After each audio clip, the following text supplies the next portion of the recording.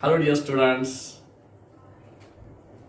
I am Dr. Surendra Gattani, Professor, School of Pharmacy, Swami Ravaranti, Marathwada University, Nanded. I welcome you all on Dr. Gattani's Pathshala.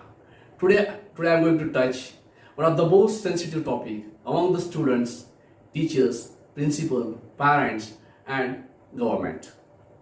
Even though our Honorable Prime Minister lively come and speaks on the topic, exam, Pariksha Pe Charcha. I initiate the today discussion with a very sweet share. चारों ओर पढ़ाई का साया है, सारे paper में zero आया है, हम तो यूं ही चल देते हैं बिना मुंह धोए एग्जाम देने, और दोस्त कहते हैं रात भर पढ़कर आया है। इस शेर के साथ हम शुरू करते हैं आज का discussion on the topic exam phobia. Dear students, जैसे हम स्कूलिंग स्टार्ट करते हैं तब से ग्रेजुएशन आने तक हम एग्जाम नाम के वर्ड से घिरे रहे थे। एग्जाम एग्जाम एग्जाम एग्जाम, और हम कंप्लीटली एग्जाम ओरिएंटेड बन जाते हैं। हम एग्जाम ओरिएंटेड बन जाते हैं। एक्चुअली द बेसिक कॉन्सेप्ट जो होता है एजुकेशन का इज नॉलेज ओरिएंटेड, बट हम अनफॉर्चुनेटली एग्जाम ओरिएंटेड बन जाते हैं। तो यहां आने तक हम अप्रोक्सीमेटली 300 तो 400 बार एग्जामिनेशन देते हैं, और समटाइम 500 क्लासेस होते हैं, रेगुलर स्कूलिंग होता है, क्लासेस है, ट्यूशन है, कॉम्पिटिटिव एग्जामिनेशन है, पेंटिंग एग्जामिनेशन है, इंटेलिजेंस टेस्ट है, और ऐसे बहुत सारे टेस्ट देते रहते हैं। तो अप्रोक्सीमेटली 300 से 400 एग्जामिनेशन देते हैं। तो मुझे ये समझ में नहीं आता है कि इतनी एग्जाम देने के बाद हम क्या पाते हैं, व्हाट वी गेट, और हमें क्या एबिलिटी डेवलप होती है। कोई एक्सपर्टाइज आती है, हाँ जरूर आती है, एग्जाम देने की एक्सपर्टाइज आ जाती है, लेकिन सरप्राइजिंगली एक्सपर्टाइज आने के बाद भी हम स्टिल कंफ्यूज रहते हैं, confuse while giving the examinations. Exam का नाम आ गया, एक इन्वायरमेंट चेंज हो जाता है, एक स्ट्रेस आ जाता है, लिथार्जिक आ जाती है, कंफ्यूजन आ जाता है, इरिटेशन हो जाता है। Still we are expert. 400 बार examination is not a job. अगर इतनी मेहनत करोगे तो ओलंपिक में गोल्ड मेडल मिलेगा, but still we are confuse. The reason behind is that we are preparing our study only for the exam, not for the knowledge.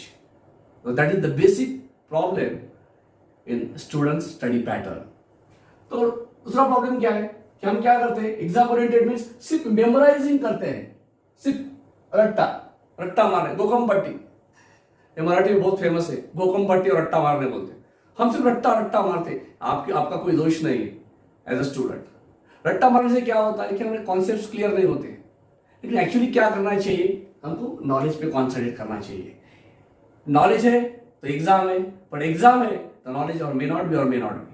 तो क्या करना चाहिए, actually we have to actual understanding पे concentrate करना चाहिए, and this parameter is missing in the students pattern of the study. We are only concentrating on the examinations and memorising the things which we are learning regularly in the class और outside the class. So अभी इसमें क्या ये दिक्कत है, अभी क्या करना है, इसकी वजह से क्या होता है कि स्टूडेंट स्ट्रेस में दिखते हैं, कंफ्यूजन होता है, स्ट्रगल करते हैं एग्जामिनेशन टाइम में, और तो इसके कॉन्सिक्वेंसेस बहुत है। आपने सुना भी होगा न्यूज़पेपर में, टीवी पे, मार्क्स कम आ गए, student due to the suicide. It's very unfortunate part. तो ये नहीं होना चाहिए। एग्जाम एंटरटेनिंग होनी चाहिए, एग्जाम एंजॉय करते आनी चाहिए। इसी टॉपिक्स में आप बात करने वाला हूं। This 10 minutes or the 15 minutes will transform the examination of the study pattern and make the students more happy while doing the examination. This is my promise from my side. So now the question comes, तो कैसे entertain enjoy किया जा सकता है, उसका simple concept है। 3 concepts आते हैं, मिनिमल कॉन्सेप्ट्स आते हैं, but what I experience from the sins last 22 years when interacting with 100 students, the first one is the missing theory is the theory of the conceptualization. The theory of conceptualization मतलब क्या है, it is concerned with the only concerns with the concepts, right? We have to concept. What is the concept? एक brief में बताता हूं।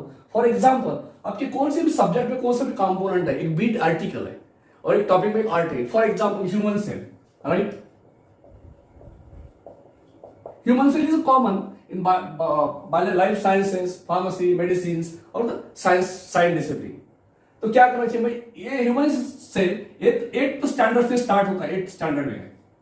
अगर जब मैं फर्स्ट टाइम ह्यूमन सेल पढ़ रहा हूं तो यहीं पे मुझे कॉन्सेप्ट क्लियर करना चाहिए।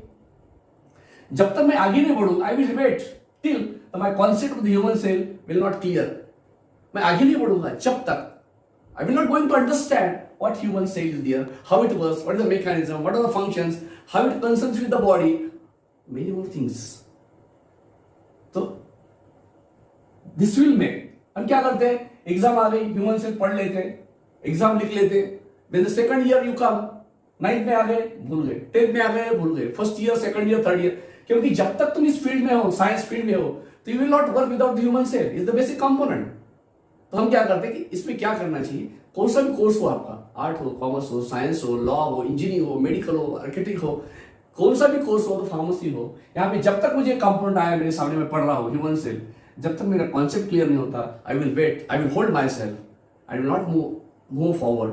कितनी भी इमरजेंसी रहे तो जब मेरा कॉन्सेप्ट क्लियर होगा तो then I will go for the second point. Same, जब तक सेकंड पॉइंट मेरा कॉन्सेप्ट क्लियर नहीं होगा, मैं होल्ड करूंगा, I will go to third point.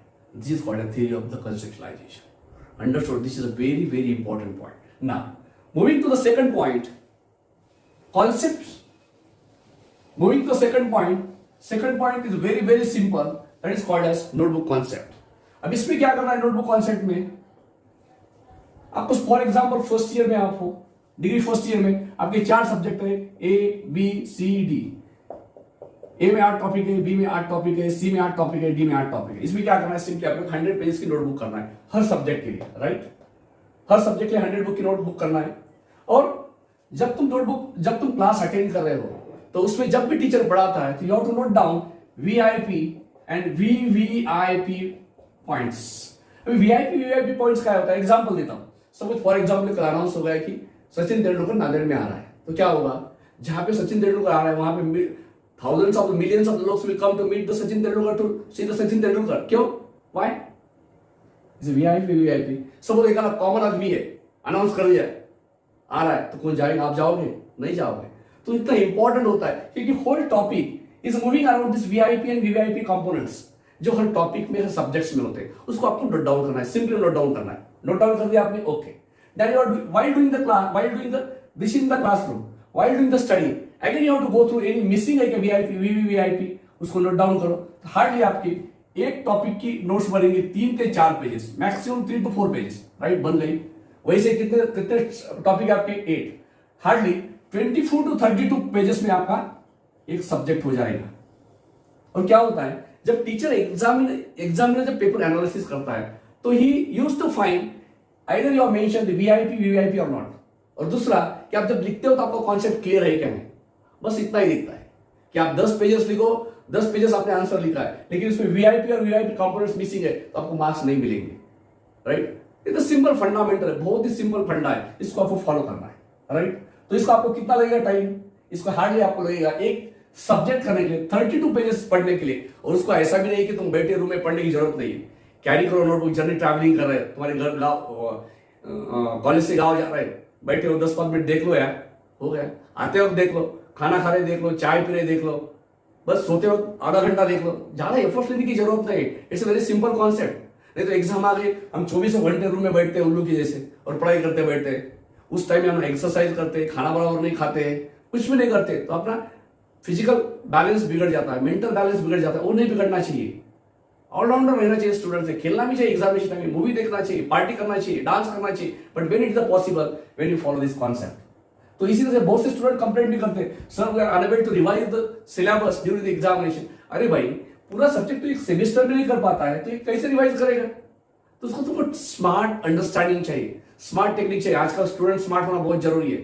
तो मिनिमम एफर्ट्स मैक्सिमम गेन, यही तो प्रिंसिपल है स्मार्ट स्टूडेंट का. तो क्या करना है, you have to prepare the notebook. Exam आएगा, आपको कितना टाइम लगेगा रिवीजन करने के लिए, 32 या तो 40 पेजेस की नोटबुक है, कितना टाइम लगेगा आपको, हार्डली मैक्सिमम 2 hours और 3 hours, 3 घंटे, मोर देन सफिशिएंट.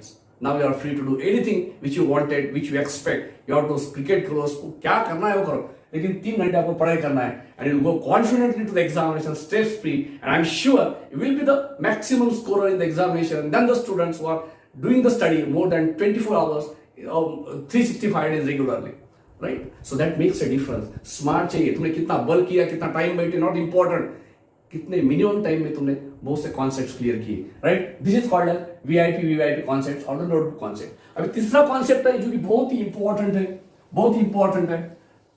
उसका इसका इंपॉर्टेंस ये that is called group discussion. अभी क्या होता है बहुत से बार क्या होता है कि तो आपके साथ आपके कोई 2-3 फ्रेंड होंगे, सब लोग आपकी 4 फ्रेंड है, अब 2 ही फ्रेंड है फॉर एग्जांपल, आपके 2 ही फ्रेंड है, आप एक रूम में रहते हैं और 3 फ्रेंड है जान दो ना, और एक एडिशनल फ्रेंड है, तो क्या करो, कितने टॉपिक है तुम्हारे इसमें, 8 टॉपिक्स है, तो ये बंदा 2 करेगा, ये बंदा 3 करेगा, ये बंदा 3 करेगा, थोड़ा सा वीक है, राइट, तो क्या करो 2 प्रिपेयर करके इंटरेक्शन करो,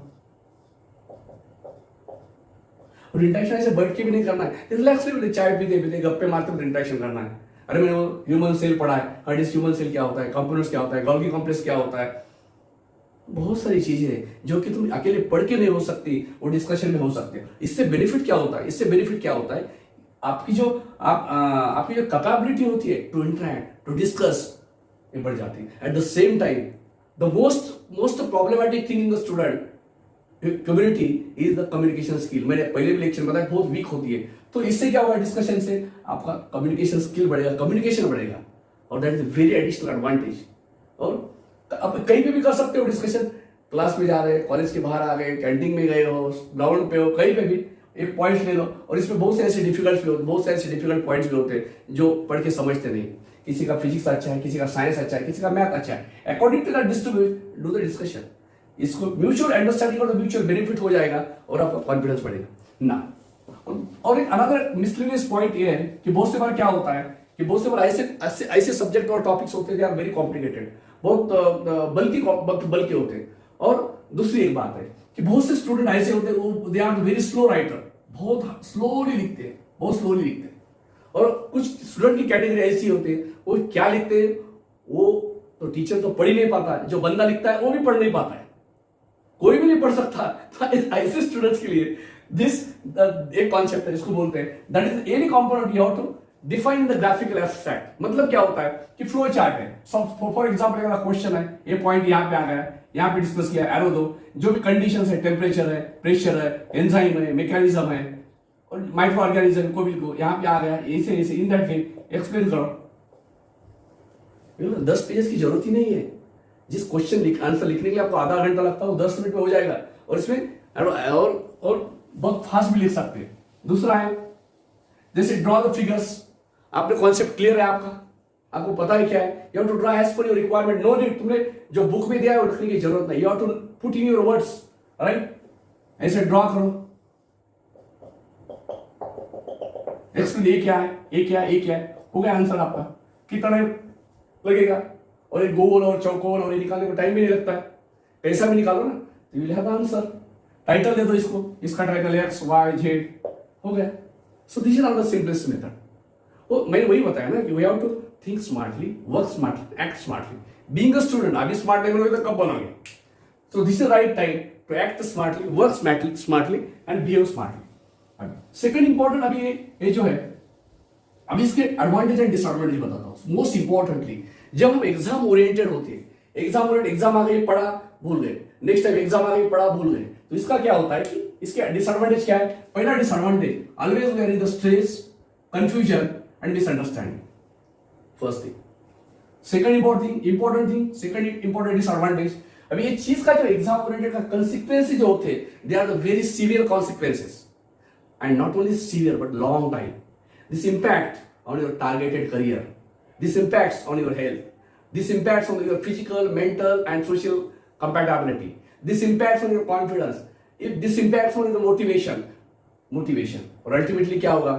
You will be the very weak, psychologically, physically, mentally, right? तो क्या होता है? For example, मैं example देता हूँ आप लोगों को। Suppose मेरा concept clear है, तो मैं exam को confidently जाऊँगा. Means I am motivated. मैं लिखूंगा भी स्ट्रेसफुल और I will enjoy the exam. लेकिन जो बंदे एग्जाम ओरिएंटेड है, रट्टा मार के गए, तो क्या होगा उनका? पढ़ते जाते हैं, एग्जाम में बहुत से बार कंफ्यूज होता है, इसका आंसर उसको, उसका आंसर इसको, और फाइनली क्या होता है? बहुत से स्टूडेंट ऐसे होते मैंने देखा है कि उनका 9.6 सीजीपीए, 10 सीजीपीए, और एक बंदे को 6 सीजीपीए। लेकिन इसके कॉन्सेप्ट क्लियर है, इनके दे आर एग्जाम ओरिएंटेड, तो who will the most happiest student? He is the most. Mark doesn't work everywhere. Your smartness works, right? तो इसको अगर क्वेश्चन पूछेंगे तो he will have the answer. इनको question he or she will have the confusion. मुझे किसी objection लेना है, but this is a fact, fact is always correct. Okay, तो ये हो गया। तो नाउ इसके एडवांटेजेस क्या है? सबसे मोस्ट इंपॉर्टेंट एडवांटेजेस, सबसे इंपॉर्टेंट, आप जब कॉन्सेप्ट क्लियर है तो आपका कॉन्फिडेंस लेवल हाई रहेगा, योर मोटिवेशन लेवल हाई रहेगा, and you are confident of the motivation, your body language will be the great. If your body language, your expressions, facial expressions will be the, this is called as emotional intelligence, soft skills. आपका behaviour, आपका attitude, आप चलते कैसे हो। जब आदमी को confident चलता, कॉन्फिडेंट होता है तो कैसे चलता है, आपने देखा होगा। उसी तरह से solo for example, I am less confident, less motivated, मेरी बॉडी, तो क्या होगा, मेरी बॉडी लैंग्वेज ढिल्ली रहेगी। तो समझ में आता है ना, जब आप इंटरव्यू होते हैं, एचआर के लोग होते हैं, 20-20 साल से एक्सपीरियंस करते हैं, सामने वाला बंदा कैसा है, उसका कॉन्फिडेंस लेवल कैसी है, उसका मोटिवेशन लेवल कैसा है, उसकी बॉडी लैंग्वेज कैसी है, उसके फेशियल एक्सप्रेशंस कैसे। That makes a difference my student. Simple thing, conceptually, if you are conceptually strong, no one will stop to celebrate the success. Okay, examination is one part of the celebration, right. इसके साथ बहुत सी चीजें होती है, लेकिन हम exam को सर्वस्व मानते हैं, लेकिन एग्जाम इज नॉट 100%। बहुत सारी ऐसी चीजें होती है। If you are exam oriented, we are missing all these things, and unfortunately although you are scoring the gold medal, we have the gold medal, but there is no guarantee you will succeed in your future life or the future correspondence. So be aware, right from the today itself, you have to initiate the process of understanding. Today itself, right from the today itself, you have to change your study pattern. Be smart and act smart and work smart. The results will be the smart, right? So that's why, and wherever the exam will come, you will have the fun, you will have the enjoy. Example देता हूँ। For example, 2013 में मैंने एक movie देखा है, right? एक 2013 में मैंने, और आपने देखा होगा मूवी, वैसे आप तो मूवी देखते होंगे, right? 2013 में मैंने एक मूवी देखा है, right? XYZ movie. आज भी मुझे याद है 2023 में। क्यों? वह याद है? सब तुम इसको एग्जाम को कंपेयर करो ना, क्योंकि मैं जब मूवी को जाता हूँ, मैं स्ट्रेस फ्री होता हूँ, मैं एंजॉय के लिए जाता हूँ, मैं एंटरटेन करने के लिए जाता हूँ।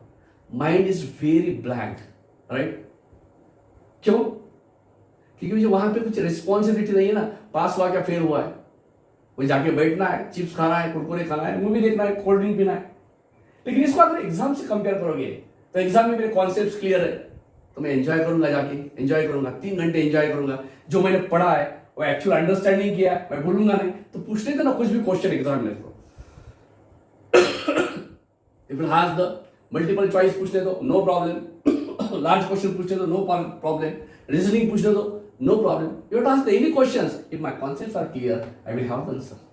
This is the magic and this is the power of the concepts. So my dear students, today itself, you have to concentrate on these 3 parameters. Your life will get changed. And the most importantly, if your concepts are clear, you will be physically stable, you are mentally stable, and you will be socially stable. And that's at the same time,